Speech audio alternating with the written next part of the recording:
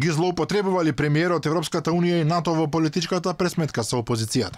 Додека од Грција се погласно најавуваат дека Македонија допрва ќе има нови проблеми околу влезот во ЕУ, Заев на домашен терен најавува голема победа на изборите, првенствено поради фактот дека со Преспанскиот договор го променил името на државата.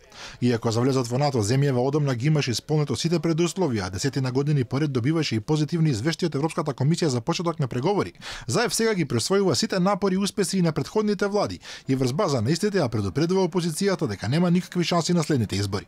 Како дополнување ги наведува и успешните економски политики, кои за сега сепак се ништо повеќе од ветување. Вие тоа го знаете, дека со датум за преговори со Европската унија, земјата членка на НАТО, економските параметри се добри, вашите шанси се никакви за изборите. Нашите шанси се подобри, ама носевме одлуки. Според познавачите на приликите во Брисел, изјавите на Заев би можеле да се разберат и како неоправдано вклучување на ЕУ и НАТО во пресметка која не е нивна, зашто јавноста очекува и произнесување на нивните представници во Скопје. А додека власта се надева на следните избори да победи благодарејќи на датум за преговори во октомври кој можеби и воопшто нема да го добиеме, од Грција нови предупредувања дека нема ништо да помине толку едноставно.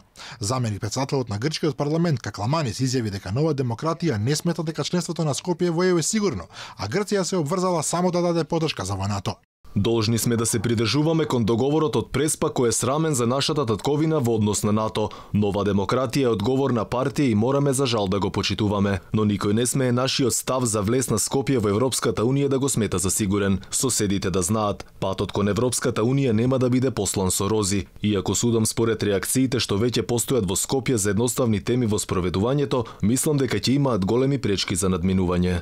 Инаку во пресрет на октомвриската одлука, владата најавува засилена дипломатска активност и посети на земјите кои се противат на поширувањето на ЕУ, пред се на Франција, со надеж да ги убедат да ја подигнат рампата и конечно да го започнеме отварањето на преговарачките поглавја.